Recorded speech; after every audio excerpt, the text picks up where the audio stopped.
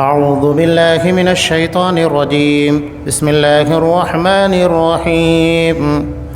والذين هاجروا في سبيل الله ثم قتلوا أو ماتوا ليرزقنهم الله رزقا حسنا وإن الله لهو خير الرازقين. ليدخلنهم مدخلا يرضونه وإن الله لعليم حليم. ذلك ومن عاقب بمثل ما عوقب به ثم بغي عليه لينصرنه الله إن الله لعفو غفور. ذلك بأن الله يولج الليل في النهار ويولج النهار في الليل وأن الله سميع بصير. ذلك بأن الله هو الحق وأن ما يدعون من دونه هو الباطل وأن الله هو العلي الكبير. ألم تر أن الله أنزل من السماء ماء فتصبح الأرض مخضرة إن الله لطيف خبير. له ما في السماوات وما في الأرض وإن الله لهو الغني الحميد. اور جن لوگوں نے اللہ کی راہ میں ترک وطن کیا پھر وہ شہید کر دیے گئے یا اپنی موت مر گئے، اللہ تعالیٰ انہیں بہترین رزق عطا فرمائے گا، اور بے شک اللہ تعالیٰ روزی دینے والوں میں سب سے بہتر ہے۔ انہیں اللہ تعالیٰ ایسی جگہ پہنچائے گا کہ وہ اس سے راضی ہو جائیں گے، بے شک اللہ تعالیٰ علم اور بردباری والا ہے۔ بات یہی ہے، اور جس نے بدلہ لیا اسی کے برابر جو اس کے ساتھ کیا گیا تھا، پھر اگر اس سے زیادتی کی جائے تو یقیناً اللہ تعالیٰ خود اس کی مدد فرمائے گا، بے شک اللہ درگزر کرنے والا بخشنے والا ہے۔ یہ اس لیے کہ اللہ رات کو دن میں داخل کرتا ہے اور دن کو رات میں داخل کرتا ہے، اور بے شک اللہ سننے والا دیکھنے والا ہے۔ یہ سب اس لیے کہ اللہ ہی حق ہے، اور اس کے سوا جسے بھی یہ پکارتے ہیں وہ باطل ہے، اور بے شک اللہ ہی بلندی والا کبریائی والا ہے۔ کیا آپ نے نہیں دیکھا کہ اللہ تعالیٰ آسمان سے پانی برساتا ہے، پھر زمین سرسبز ہو جاتی ہے؟ بے شک اللہ تعالیٰ مہربان اور باخبر ہے۔ آسمانوں اور زمین میں جو کچھ ہے اسی کا ہے، اور یقیناً اللہ وہی ہے بے نیاز تعریفوں والا۔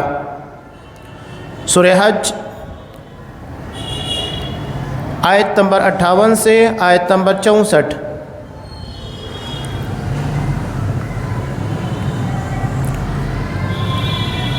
محترم حاضرین عزیز اور بہنوں، اللہ کی راہ میں ہجرت کرنا یہ کوئی معمولی عمل نہیں ہوتا ہے، بلکہ اس عمل کی بنیاد پر اللہ نے مہاجرین کا مقام سب سے بلند رکھا۔ آپ دیکھ لیجئے، انصار اور مہاجرین میں انصار کے بالمقابل مہاجرین کا مقام بلند ہے، اور مہاجرین میں پھر ان کے اپنے درمیان فضیلت کے اعتبار سے درجات ہیں۔ ہجرت ٹھیک ہے، انبیاء کرام جب تک تھے انہیں اجازت دی جاتی تھی، اور اجازت کے بغیر وہ اپنی بستی کو نہیں چھوڑ سکتے۔ آپ صلی اللہ علیہ وسلم بھی ہجرت جب تک اللہ کا حکم نہیں آیا تب تک آپ رکے ہوئے تھے۔ عام مسلمانوں کے اجازت تھی، وہ ہجرت کر کے جا رہے تھے، لیکن آپ صلی اللہ علیہ وسلم کو آخر میں اجازت ملی۔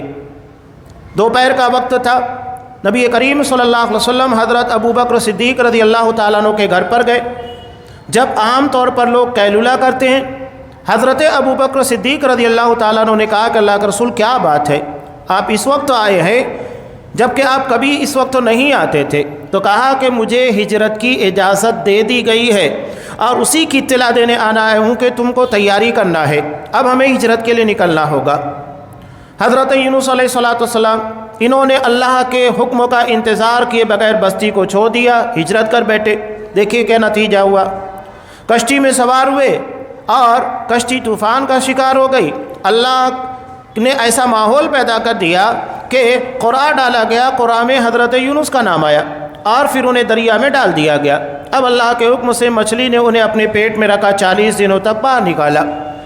کہنے کا مطلب یہ کہ ہجرت انبیاء کے لیے بغیر اجازت ممکن نہیں، لیکن عام مسلمانوں کے لیے حالات کے اعتبار سے ہجرت کرنا، اللہ کے حکم کا انتظار نہیں کرنا، انہیں ہجرت کرنا ہے۔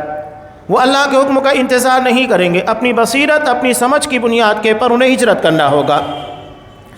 جہاں مسلمانوں کی بستی کم ہے، اگر وہاں انہیں اس بات کی امید ہے کہ یہاں پر رہتے ہوئے ہم لوگوں کو دین کی تبلیغ کر سکیں گے اور انہیں دعوت دے سکیں گے، تو بہتر ہے کہ آپ اس بستی میں رہیے۔ ورنہ اگر وہاں جان، مال، عزت و ناموس کا خطرہ ہے تو پھر بہتر یہ ہے کہ اس جگہ سے ہجرت کر جائیے۔ بعض مسلمان غلطیاں کرتے، ایسے علاقوں کے اندر رہتے، خاص طور سے ہندوستان کی بات کر رہا ہوں، جہاں ان لوگوں کی تعداد انتہائی کم ہے، نہ کے برابر چند افراد ہیں۔ اب آپ دیکھیے کہ ہندوستان کا ماحول کیسا بن چکا ہے، آئے دن فتنہ و فساد برپا کیے جاتے ہیں، فسادات کی آگ میں لوگوں کو جھونک دیا جاتا ہے، پوری زندگی کا سرمایہ ضائع ہو جاتا ہے۔ تو ایسے میں کیا کرنا ہے؟ نبی کریم صلی اللہ علیہ وسلم کی اس حدیث کو یاد رکھیے کہ تمہارا چولہا کسی غیر مسلم کے چولہے کے سامنے نہیں ہونا چاہیے۔ کیوں؟ یہ صرف اس بنیاد پر نہیں کہ وہ کافر ہے، بلکہ اگر ہمارے بچے ہیں، ہمارے بچے غیر مسلموں کے ساتھ رہیں گے، ان کا عقیدہ، چونکہ ماحول انہی لوگوں کا ہے، نتیجہ کیا ہوگا؟ ان کے ماحول کے اثرات ہمارے بچوں کے اوپر آئیں گے۔ بعض علاقوں میں جہاں مسلمانوں کی تعداد کم نہیں ہے، تھوڑا ٹھیک ٹھاک، اس کے بعد بھی غیر مسلموں کے علاقے، ان کے ساتھ میں رہنے کا نتیجہ کیا ہوا؟ یہ میں حقائق آپ کے سامنے بیان کرنا ہوں۔ ہمارے اپنے مسلمان بھائی گنپتی کے تہوار میں جلوسوں کے اندر ناچتے ہوئے نظر آتے ہیں، گلال پھینکتے ہوئے نظر آتے ہیں۔ ابھی آپ نے سوشل میڈیا کے پر بہت ساری تصاویر دیکھی ہوگی کہ ہماری اپنی مائیں اور بہنیں اپنے بچوں کو کرسمس کے موقع کے پر سیلیبریٹ کرنے کے لیے، جشن منانے کے لیے اسی طرح کا گیٹ اپ بنا کر، پہنا کر لے جا رہی ہیں۔ یہ کیا ہے؟ یہ دراصل دین سے دوری کا نتیجہ ہے، ان کے ماحول میں ڈھلنے کا نتیجہ ہے۔ تو ہجرت دراصل اپنے دین، اپنے عقیدے، جان مال کے تحفظ کے لیے ہوتی ہے، تاکہ ہم ایک ایسے ماحول میں جائیں جہاں پر ہمارے اپنے عقیدے کے لوگ ہوں، ان کے درمیان رہ کر ہم اپنے بچوں کی بہترین تربیت کر سکیں اور انہیں وہ ماحول ملے جس کی بنیاد کے پر وہ اسلام سے دوری اختیار نہ کرے۔ جو غیر مسلموں کا ماحول ہوتا ہے، اس کے اثرات ہمارے بچوں پر بہت گہرے پڑتے ہیں۔ نبی کریم صلی اللہ علیہ وسلم کی حدیث ہے نا، المرء علی دین خلیلہ، بندہ اپنے دوستوں کے دین پر ہوتا ہے، جیسے ماحول میں رہے گا ویسی حرکتیں کرے گا، ویسی بول چال کرے گا۔ تو ہمیں ان ماحول سے اپنے بچوں کو دور رکھنا چاہیے۔ ٹھیک ہے، ہم مسلم ماحول میں رہتے ہیں، ہمارے اطراف میں غیر مسلم ہمیں نظر نہیں آتے، لیکن سوچئے کہ دیہات کے علاقوں میں، اور خاص طور سے وہ علاقے شہروں کے اندر بھی جو غیر مسلموں سے ٹچ ہوتے ہیں، یا کچھ ہمارے مسلمان غیر مسلموں کے علاقے کے اندر رہتے ہیں، اکا دکا گھر ہے، ان لوگوں کے پر عقیدے کے اعتبار سے، تربیت کے اعتبار سے کیسا گہرا اثر پڑتا ہے، ہر کسی کو معلوم ہے۔ اس کے اثرات پڑتے ہیں ماحول میں رہنے کی بنیاد پر۔ نتیجہ یہ ہوتا ہے، دیوالی کے موقع پر، ان کے تہوار کے پر ان کو مبارکباد دیں گے، کرسمس آئے گا ان کو مبارکباد دیں گے، دسہرہ کی مبارکباد دیں گے، یہ چلتا ہے۔ بعض لوگ تو بزنس کی بنیاد کے پر یہ کام کرتے ہیں کہ ہمارا بزنس ٹھپ پڑ جائے گا، یعنی نعوذ باللہ وہ اللہ تبارک و تعالیٰ کو چھوڑ کر ان لوگوں کو رزاق مانتے ہیں، یہ ہمارے رزقوں کے ذمہ دار ہے۔ نہیں، رزاق اللہ ہے۔ آپ اپنے عقیدے، اپنے دین، اپنے منہج کے پر قائم رہیے، عزت اسی بنیاد پر ملے گی۔ حضرت عمر فاروق رضی اللہ تعالیٰ عنہ نے کہا، اللہ نے ہمیں اسلام کی بنیاد پر عزت دی، اور اگر ہم اسلام کے علاوہ کہیں اور عزت تلاش کرنے جائیں گے، عزت نہیں ملے گی، ذلیل ہو کر رہ جائیں گے۔ اور آج مسلمانوں کی ذلت کا ایک بڑا سبب یہ ہے کہ ہم حق کے اوپر ہوتے ہوئے باطل کے سامنے سرنگوں ہوتے ہیں، ان کا کلچر، ان کی تہذیب، ان ساری چیزوں کو اپناتے ہیں۔ ابھی ایک بڑا پیارا تبصرہ ایک بہترین عالم دین شیخ سرفراز فیضی حفظ اللہ ہے، انہوں نے بہت پیاری بات کہی کہ شیطان یہ دیکھتا ہے میں ڈائریکٹ اگر لوگوں کو دین سے دور نہیں کر سکتا ہوں تو وہ کیا کرتا ہے، کلچر اور ماحول کے ذریعے اثر انداز ہونے کی کوشش کرتا ہے۔ ماحول ایسا بناتا ہے، کلچر ایسا بناتا ہے، یا اس ماحول میں مسلمان چلے جاتے ہیں، اس ماحول میں ڈھلنے کے بعد جب وہ اپنی تہذیب، اپنا کلچر بھول جاتے ہیں تو نتیجہ یہ ہوتا ہے کہ وہ آسانی کے ساتھ کفر اور شرک کو اپنانے لگتے ہیں۔ جیسا کہ میں نے مثالیں دیں اس میں بعض اہل توحید لوگ بھی تھے جنہوں نے گنپتی کے تہوار کے اندر ناچنا گانا اور اس میں شرکت کرنا گوارا کیا۔ کیوں؟ اس کی وجہ یہ ہے کہ ہم دین سے دور ہیں، اس ماحول کے اندر چلیں گے جس ماحول کے اندر ہم کو نہیں ہونا چاہیے تھا، اور اس کے اثرات بچوں کے پر سب سے زیادہ پڑتے ہیں۔ ٹھیک ہے، ہم بڑے ہیں، سمجھدار ہیں، باتوں کو سمجھ لیتے ہیں، لیکن بچے اتنے سمجھدار نہیں ہوتے، بلکہ ماحول کے اعتبار سے ان چیزوں کو اپنانے لگتے ہیں۔ اور زیادہ دور جانے کی بات کیا ہے، ہمارے اپنے بچے اگر ہمارے اپنے ماحول کے اندر جو شرکیہ ماحول ہوتا ہے، جو ہمارے اہل حدیث بچے ان کی بات کر رہا ہوں، اگر یہ ان لوگوں کے ماحول میں رہتے ہیں جہاں کفر اور شرک ہے، اسے اگر ان لوگوں کو صحیح طور پر عقیدے اور منہج کے بارے میں نہیں پڑھایا گیا تو نتیجہ کیا ہوتا ہے؟ وہ صندل کے اندر بھی شریک ہو جائیں گے، وہ نیاز کے اندر بھی شریک ہو جائیں گے، ان لوگوں کی قوالیاں گانے لگ جائیں گے۔ ہوتا ہے ہمارے اپنے بچے غلطیاں کرتے ہیں، کیوں؟ اس لیے کہ ان لوگوں کو ماحول نہیں دیا گیا جس ماحول کے اندر انہیں رہنا چاہیے تھا۔ تو ہجرت کا مطلب اس علاقے، اس بستی کو چھوڑ دینا جہاں پر ہمارا ایمان، ہمارا عقیدہ سلامت نہ رہے، اس لیے کہ سب سے اہم چیز ہمارا ایمان، ہمارا عقیدہ ہے۔ جنت میں لے جانے والی چیز کون سی ہے؟ آپ صلی اللہ علیہ وسلم نے کہا لا تدخلون الجنہ حتی تؤمنوا، تم میں کا کوئی شخص اللہ کی جنت میں داخل نہیں ہو سکتا جب تک کہ وہ مومن نہ ہو جائے۔ ایمان ہمیں اللہ کی جنت میں لے کر جائے گا، لہذا اسی کی اہمیت کو یہاں پر جتلایا گیا ہے کہ انسان اس بارے میں بہت زیادہ چوکنا رہنا چاہیے۔ ایمان اور عقیدے کا تحفظ سب سے زیادہ اہمیت رکھتا ہے۔ اللہ ارشاد فرماتا ہے والذین ہاجروا فی سبیل اللہ، جو اللہ کی راہ میں ہجرت کرتے ہیں۔ بعض لوگ تجارت کے اعتبار سے، بزنس کے حساب سے یا کوئی اور بنیاد کے پر ہجرت کرتے ہیں، تو یہ ہجرت نہیں ہے۔ ہجرت اللہ کی راہ میں اپنے دین، اپنے ایمان کے عقیدے کے تحفظ کے لیے ہوتی ہے۔ یہ نہیں کہ آپ اپنے دنیاوی مفاد کے لیے کسی علاقے، کسی بستی کو چھوڑ کر کہیں اور جائیں، اسے ہجرت کہیں، وہ ہجرت نہیں ہے۔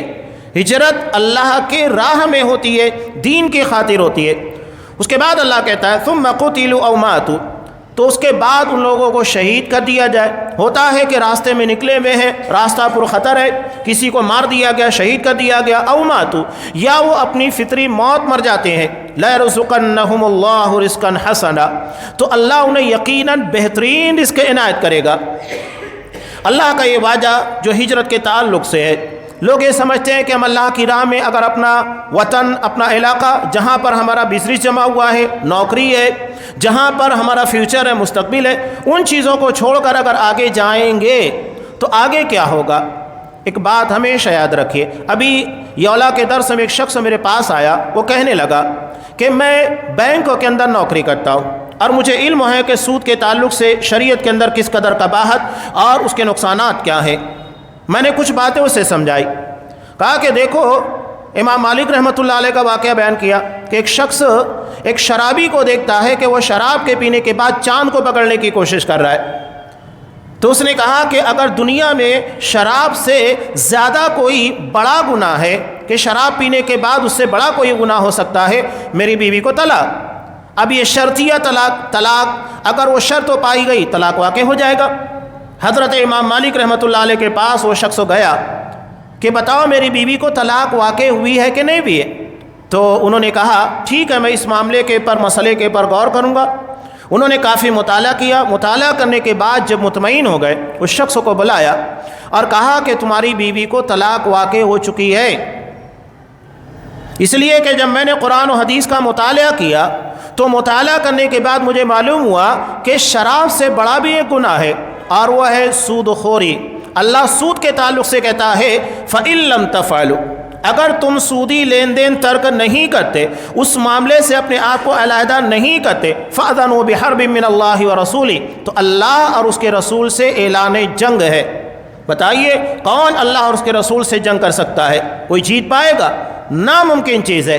تو اس سے بڑا جرم نہیں ہے۔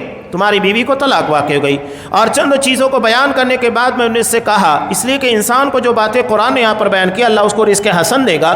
کہا کہ دیکھو جو چیز ہم اللہ کے لیے چھوڑیں گے، اللہ اس سے بہتر عنایت کرے گا، اور اس کی بہت ساری مثالیں ہیں۔ اور یہ اللہ کا وعدہ ہے۔ حضرت ابراہیم نے اللہ کے دین کی خاطر آگ میں جانا گوارا کیا، یہاں تک کہ ان کا لباس اتار لیا گیا، تو کیا ہوا؟ اللہ آخرت میں سب سے پہلے انہیں لباس پہنائے گا۔ حضرت موسیٰ علیہ السلام دنیا میں بے ہوش ہو گئے کوہ طور کے پر، تو آخرت میں اللہ انہیں بے ہوش نہیں کرے گا، یا سب سے پہلے وہ ہوش میں آئیں گے۔ جو چیز دنیا میں اللہ کے لیے قربان کی جاتی ہے تو اللہ اس سے کہیں بہتر عنایت کرتا ہے۔ یہ ہمارا ایمان، یہ ہمارا عقیدہ ہے۔ تو میں نے کہا بنداس آپ اس چیز کو چھوڑیے، اور اس میں کوئی شک شبہ نہیں ہونا چاہیے، تاخیر نہیں ہونا، فوری طور کے پر یہ چیز آپ کو چھوڑنا ہے۔ اس کے بعد دیکھیے اللہ پر یقین رکھیے، رزاق کو ہے، پیدا ہونے سے پہلے اس نے رزق لکھا ہے، یقیناً آپ کو اس سے بہتر رزق اللہ عنایت کرے گا۔ تو یہ اللہ کا وعدہ کہ بندہ جب اپنا وطن، اپنی بستی، کاروبار سب کچھ چھوڑ کر جاتا ہے، رشتہ داروں کو چھوڑ کر جاتا ہے، دوستوں کا ماحول، انسان کو اپنی پرانی یادیں، بچپن کی یادیں، جوانی کی یادیں جہاں وابستہ ہوتی ہے بہت یاد آتی ہیں، لیکن ان ساری چیزوں کو چھوڑ دینا اللہ کے دین کے لیے آسان نہیں ہوتا، آسان عمل نہیں ہے، اس لیے اجر اللہ کا بہت بڑا ہے۔ اللہ کہہ رہا ہے لَيَرْزُقَنَّهُمُ اللَّهُ رِزْقًا حَسَنًا، اللہ تمہیں بہترین رزق عنایت کرے گا۔ وَإِنَّ اللَّهَ لَهُوَ خَيْرُ الرَّازِقِينَ، اللہ سب سے بہترین رزق عنایت کرنے والا ہے۔ تو یہ اللہ کا وعدہ ہے۔ آگے اللہ ارشاد فرماتا ہے کہ لَيُدْخِلَنَّهُمْ مُدْخَلًا يَرْضَوْنَ، یقیناً انہیں ایسے مقام میں ضرور داخل کرے گا جس پر وہ خوش ہوں گے۔ یہ دنیا کا وعدہ تھا، یہ آخرت کا وعدہ ہے۔ آخرت میں جس ایمان کے تحفظ کے لیے انہوں نے دنیا تیاگ دے دی، دنیا کو چھوڑ دیا، اللہ آخرت میں جنت جیسا مقام عطا کرے گا۔ اس کے بارے میں آپ نے کہا کہ کسی کان نے جنت کی خوبصورتی کے تعلق سے الفاظ نہیں سنے، نہ نگاہوں نے اس جیسا حسین منظر دیکھا، نہ دل و دماغ کی دنیا میں کبھی اس طرح کے خیالات آئے۔ اللہ نے ایسی عالی شان جنت تیار کی ہے، تو انہیں جنت میں داخل کرے گا جس سے وہ راضی ہو جائیں گے۔ انسان دنیا سے راضی نہیں ہو سکتا، یہاں جتنی بھی فیسلٹیز، ترقی ہو، انسان ایک حد تک ہے، جیسے اسے لگتا ہے کہ اس سے بہتر کوئی چیز آئی ہے انسان اس کے پیچھے بھاگنے لگتا ہے، اس کو چھوڑ دیتا ہے۔ آپ دیکھ لیجئے کہ 50-60 سال پہلے ہمارے اپنے یہاں پر رہنے کا انداز کیسا تھا، اب کیسا ہو چکا ہے۔ 50-60 سال کی بات چھوڑیے، 20-30 سالوں میں کافی کچھ بدل گیا ہے۔ آج ہمارے گھروں کے اندر آپ کو سل بٹہ نہیں ملے گا، نہیں ملے گا، ہر جگہ آپ کو مشین ملے گی۔ پہلے لوگوں کے گھروں میں فریج نہیں ہوا کرتی تھی، آج ہر گھر کے اندر فریج ہمیں ملتی ہے۔ پہلے واشنگ مشین نہیں ہوتی تھی، ہر جگہ گھر میں واشنگ مشین ملتی ہے۔ کتنا ماحول چینج ہو گیا ہے۔ اس کے بعد کنسٹرکشن، ہر چیز چینج ہو رہی ہے، ماحول چینج ہوتا جا رہا ہے۔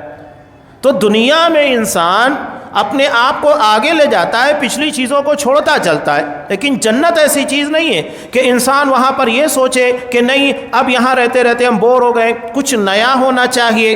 جنت ایسی جگہ ہے کہ وہاں انسان راضی ہوگا، اس کی رضا کی انتہا ہے، اس کے آگے وہ نہیں سوچے گا کہ اس سے بہتر کوئی چیز ملنا چاہیے، نہیں، اس کے پر وہ راضی ہو کر مطمئن ہو جائے گا، آگے کے بارے میں تصور نہیں ہوگا۔ انسان اللہ کی بنائی ہوئی چیزوں پر خود غور کرے۔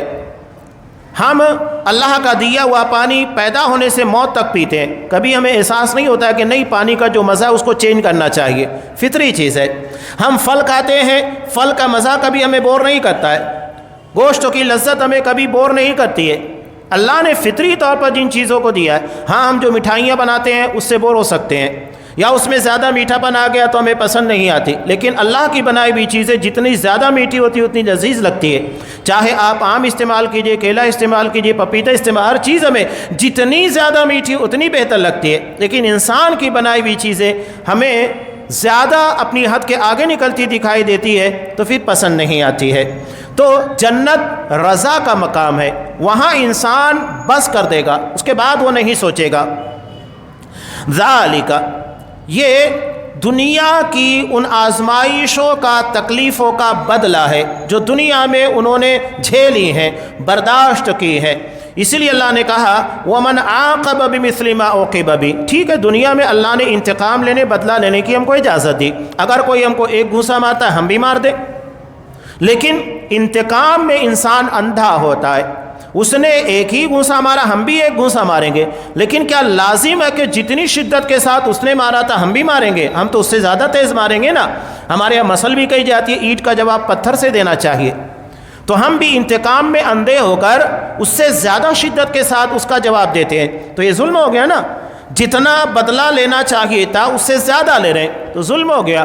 ہم مظلوم کے بجائے ظالم بن جاتے ہیں اور ظالم یہ مظلوم بن جاتا ہے. اسی لیے اللہ نے کہا ذالک ومن عاقب بمثل ما عوقب به، جتنا بدلہ تھا لے لیا ٹھیک ہے، لیکن ثم بغی علیہ، اگر اس کے بعد اس پر ظلم کیا گیا، جتنا اس سے بدلہ لینا چاہیے تھا اس سے زیادہ اگر انتقام لیا گیا، لینصرنہ اللہ، تو اللہ پھر اس ظالم کی جس کے پر ظلم ہو رہا ہے اس کی مدد کرے گا.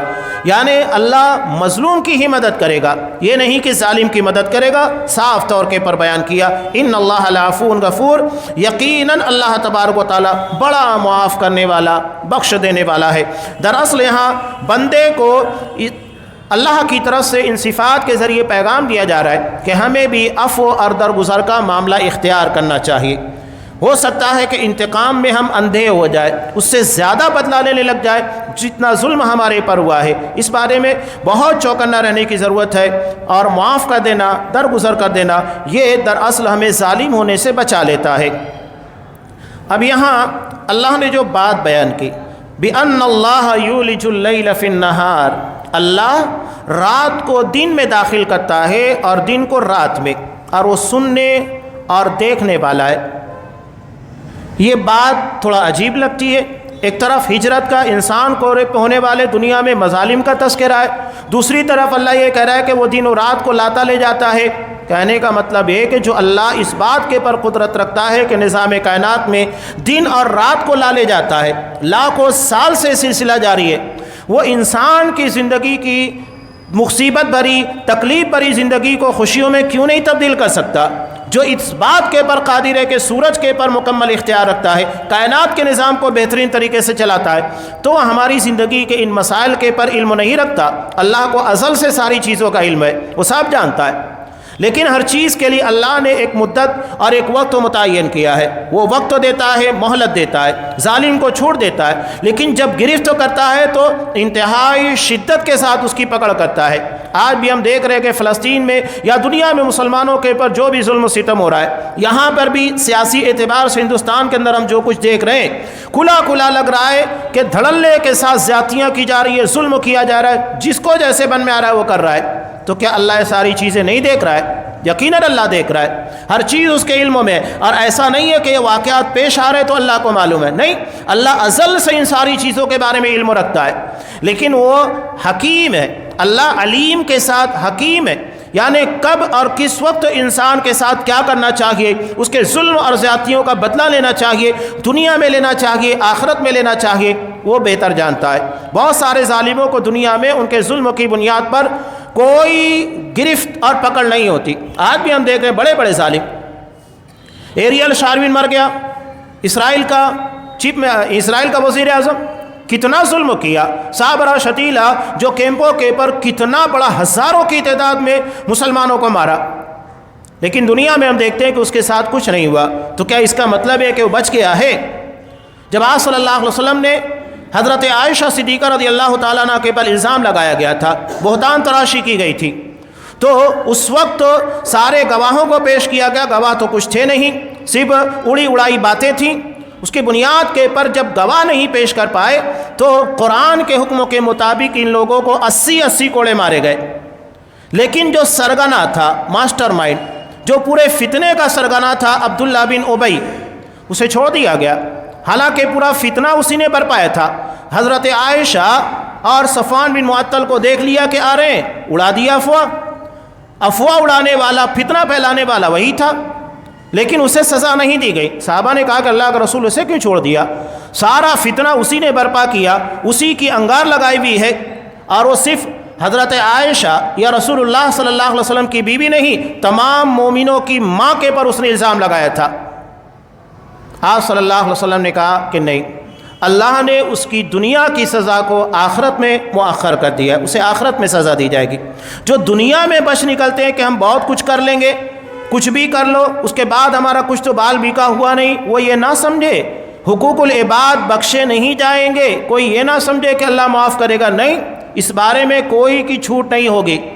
تو اس کی سزا کو آخرت میں مؤخر کر دیا گیا، وہاں چھوڑ دیا گیا۔ اسی کو اللہ کہہ رہا ہے کہ اللہ کے علیم ہونے، حکیم ہونے کے پر ایمان و یقین رکھو۔ اللہ کسی کے ساتھ ظلم نہیں کرے گا، زیادتی نہیں کرے گا، ہر کسی کے ساتھ جیسا انصاف اور عدل ہونا چاہیے اللہ وہی کرنے والا ہے۔ نبی کریم صلی اللہ علیہ وسلم ان ساری مشکلات اور پریشانیوں کے لیے ایک دعا مانگا کرتے تھے۔ ٹھیک ہے، ہماری زندگی کے اندر آزمائشیں اور اس طرح کی پریشانیاں لگی بھی ہیں، اللہ نے انسان کو کبد، تکالیف، آزمائشوں کے اندر رکھا ہے، آزمائشیں ہوگی۔ ایمان کے بقدر جس کے ایمان کا معیار جتنا بلند ہوگا اسی کے بقدر آزمائشیں آئے گی۔ ہر کسی کو اس کے ایمان کے بقدر آزمائش سے گزرنا ہے۔ جس کا ایمان انتہائی نچلے درجے کا ہے، دنیا میں عیش و آرام کرے گا، کوئی ٹینشن نہیں، کوئی فکر نہیں، دوسروں کو پریشان کرے گا اور خوش رہے گا، دیکھو میں نے اس کی کاڑی کی، اس کے ساتھ یہ کیا، اس کے ساتھ کیا، کیا ہوا میرا؟ ٹھیک ہے، اس کے ایمان کا معیار وہی ہے، اس کے ساتھ ویسا ہی ہوگا۔ جس کا ایمان کا معیار جتنا بلند ہوگا اتنا زیادہ اس کے پر آزمائشیں آئے گی۔ انبیاء کے ایمان کا معیار سب سے بلند تھا، لہذا دنیا میں سب سے زیادہ مشکلات اور آزمائشوں سے انبیاء گزرے ہیں۔ آپ صلی اللہ علیہ وسلم کبھی کبھی مدینہ آنے کے بعد رات بھر سو نہیں پاتے تھے، بے چینی کا عالم۔ اس کا مطلب یہ نہیں تھا کہ اللہ پر ایمان و یقین نہیں تھا، فطری چیز ہے۔ ایک مرتبہ آپ صلی اللہ علیہ وسلم بے چینی کے عالم میں کروٹیں بدل رہے تھے، اتنے میں حضرت سعد رضی اللہ تعالیٰ عنہ آئے اور کہا کہ اللہ کے رسول، میں اس ارادے سے آیا ہوں کہ آپ کے گھر کے پر پہرے داری کروں گا، آپ آرام سے سوئیے۔ حضرت عائشہ رضی اللہ تعالیٰ عنہ کہتی ہے کہ اس کے بعد آپ صلی اللہ علیہ وسلم اس قدر بے خبر سوئے کہ آپ کے کھراٹوں کی آواز آنے لگی، مطمئن ہو کر سو گئے۔ یہ عالم تھا آپ صلی اللہ علیہ وسلم کا دنیا کے اندر۔ پوری زندگی اٹھا کر دیکھیے، ہر موڑ کے پر کس قدر آپ کو پریشان کیا گیا، کس قدر آپ کے ساتھ اذیت ناک ماحول، آپ صلی اللہ علیہ وسلم کے لیے تکالیف کا راستہ چنا گیا، سب ہوتا ہے۔ تو اللہ نے انہی چیزوں کو بیان کیا، لیکن دعا بھی سکھائی۔ ہمیں ان مشکلات سے گزرتے ہوئے اللہ سے پناہ بھی مانگنا ہے، اس لیے کہ انسان جتنا مصیبت پریشانی کے اندر آئے گا اتنا اللہ کے سامنے دعا مانگے گا، اور یہی دعا اللہ اور بندے کے درمیان ایک مضبوط واسطہ ہوتی ہے، ذریعہ ہوتی ہے، اور انسان کے پر جس قدر تکالیف آئے گی وہ اللہ تبارک و تعالیٰ کی طرف اتنا متوجہ ہوگا۔ چنانچہ آپ صلی اللہ علیہ وسلم نے اس ضمن میں ایک دعا سکھائی، بخاری کی روایت ہے، آپ صلی اللہ علیہ وسلم فرماتے تعوذوا باللہ، اللہ سے پناہ طلب کرو ان ساری چیزوں کے بارے میں، من جہد البلا وترک الشقا وسوء القضاء وشماتۃ الاعداء۔ چار اہم چیزوں کے بارے میں پناہ طلب کی گئی ہے۔ کن کن چیزوں کے بارے میں؟ من جہد البلا، حد سے زیادہ مشقت، یعنی جتنی طاقت ہے اتنی ہی مشقت آئے، اس سے زیادہ نہیں۔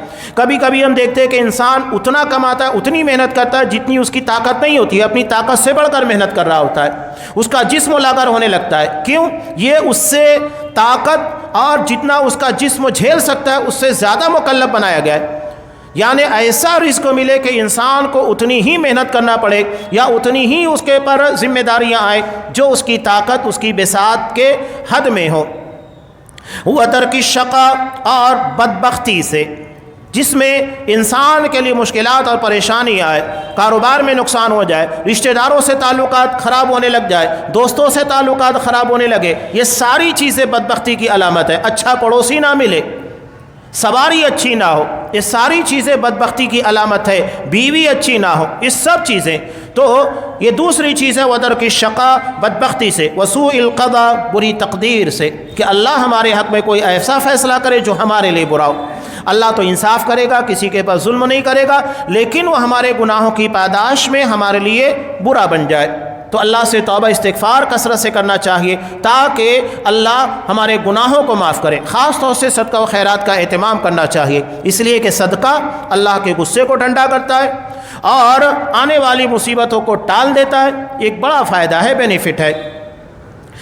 چوتھی چیز آپ صلی اللہ علیہ وسلم نے جو مانگی ہے وشماتۃ الاعداء، دشمنوں کے خوش ہونے سے، یعنی دشمن جن چیزوں کو دیکھنے کے بعد خوش ہوتا ہے، ہماری پریشانیاں، مشکلات یا جو چیزیں ہمیں ملنا چاہیے نہیں ملی اس کے پر خوش ہو گئے، جو کامیابی ہم کو ملنا چاہیے نہیں مل پائے اس کے پر وہ خوش ہو رہا ہے۔ یعنی وہ تمام چیزیں جس کے پر دشمن ہنستا ہو خوش ہوتا ہو ان تمام چیزوں سے بچائے۔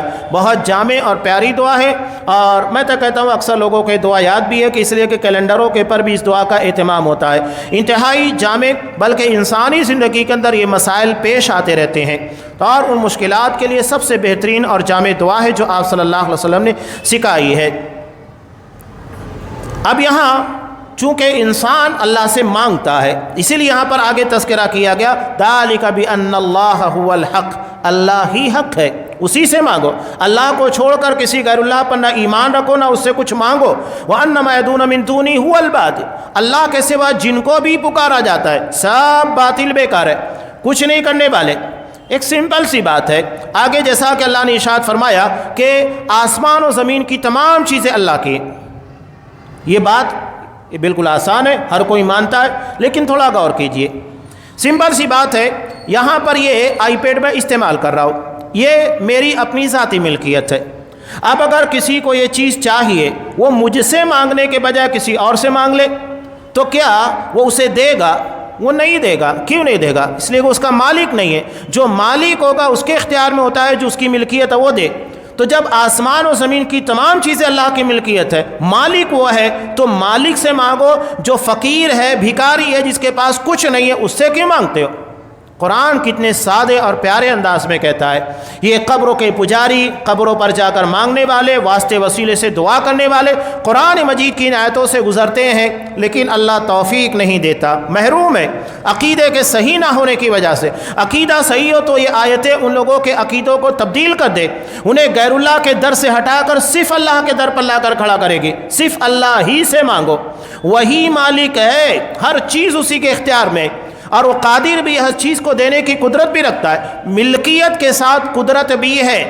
کبھی کبھی ایسا ہوتا ہے کہ ایک شخص کے پاس ملکیت ہے، بہت سارے اختیارات ہیں، لیکن اس کے پاس جو چیز ہونا چاہیے، جو چیز ہمیں ضرورت کی ہے، وہ نہیں ملتی ہے۔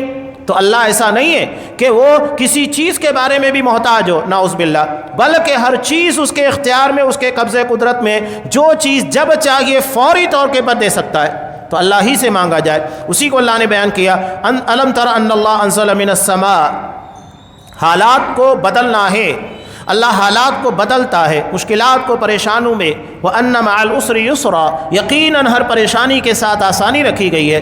تو اللہ جس طرح پوری کائنات کے نظام کو بدل سکتا ہے، وہ ہماری زندگی کی مشکلات اور پریشانیوں کو کیوں نہیں حل کر سکتا ہے؟ اللہ نے اسی کی مثال دیتے ہوئے کہا، الم تر ان اللہ انزل من السماء ماء، اللہ آسمان سے پانی اتارتا ہے، فتصبح الارض مخضرا، تو زمین سرسبز و شاداب ہو جاتی ہے، پوری زمین کی رونق بدل جاتی ہے۔ جو چٹیل میدان ہوتی ہے وہاں سبز و چادر دکھتی ہے، ماحول خوشنما ہو جاتا ہے۔ تو اللہ جب ان ساری چیزوں پر قدرت رکھتا ہے تو ہماری مشکلات، پریشانیاں، زندگی کی تکالیف کو دور کرنے پر کیوں نہیں قدرت رکھتا ہے؟ ان اللہ لطیف خبیر، اللہ بڑا باریک بھی اور ہر چیز کی خبر رکھنے والا ہے۔ وہ بہتر طریقے سے، ہمیں خبر نہیں ہو پاتی ہمارے ماحول اور ہمیں مشکلات کو کیسے پریشانیوں کو آسانیوں میں تبدیل کر دیتا ہے، لیکن انسان ان چیزوں کے پر غور کرے جب ان تمام چیزوں کا اسے احساس ہوگا۔ اللہ تبارک و تعالیٰ سے دعا ہے، زندگی کی تمام مشکلات، پریشانیاں جو ہماری تقدیر یا ہمارے گناہوں کی پاداش میں آتی ہیں، تو اللہ ان ساری مشکلات کو آسانیوں کے اندر تبدیل کر دے، ہماری جان، مال، عزت و ناموس، ہمارے ایمان اور ہمارے عقیدے کی حفاظت فرما، جو ہماری دنیا اور آخرت کا سرمایہ ہے۔ آمین۔ وآخر دعوانا ان الحمد للہ رب العالمین۔